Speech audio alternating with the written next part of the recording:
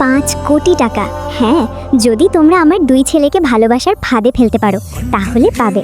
শুধু তাই নয়, শহরের সবচেয়ে দামি বাড়ি 2টাও তোমাদেরই হবে। হ্যাঁ, এটাই তো সুযোগ। না না, আমাদের ঠিক থাকতে হবে। কিন্তু আন্টি, আপনি এভাবে কেন অসহায়দের মতো বলছেন? কারণ ওনার ছেলেদের মধ্যে কিছু সমস্যা আছে। তারা কোনো মেয়েকেই পছন্দ করে না। স্যারদের আসার সময় হয়েছে। সিঁড়ি দিয়ে নেমে আসে শহরের সবচেয়ে ধনী ব্যক্তির ছেলে ইয়াশ এবং রোহান। রিয়া আর প্রিয়া তাদেরকে দেখে হাঁ করে তাকিয়ে থাকে। উনি দেখতে তো ঠিক আমার প্রিয় উপন্যাসের নায়কের মতো। এটা তো দেখতে আমার বায়াস জিনের মতো। মা, তুমি আবার নিয়ে এসেছো? এদেরকে আমরা বিয়ে করব? তুমি পাগল? কি সামনেই অপমান করছে। ইচ্ছে হচ্ছে এক ঘুষি দিয়ে নাক ফাটিয়ে দিই। এইভাবে তাকিয়ে কি দেখছে? কি বলছো এসব?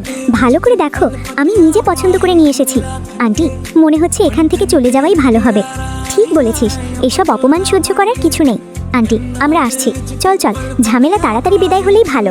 আরে আরে শোনো।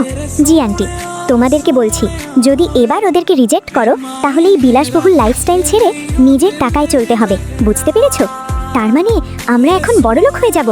ওরা এখানে থাকতেই পারে, বাট বলে দিচ্ছি আমাদের কোনো বিষয় নাক গলাতে আসবে না। আউ, এই কি করছো? ছাড়ো বলছি। তোমাদেরকে সোজা করা তো আমার 2 মিনিটের কাজ। আন্টি, আপনি কোনো চিন্তা করবেন না, আমি সব ঠিক করে দেব।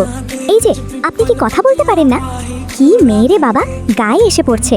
হাসেন না কেন? আন্টি কি জন্মের সময় মধু দিতে ভুলে গিয়েছিল?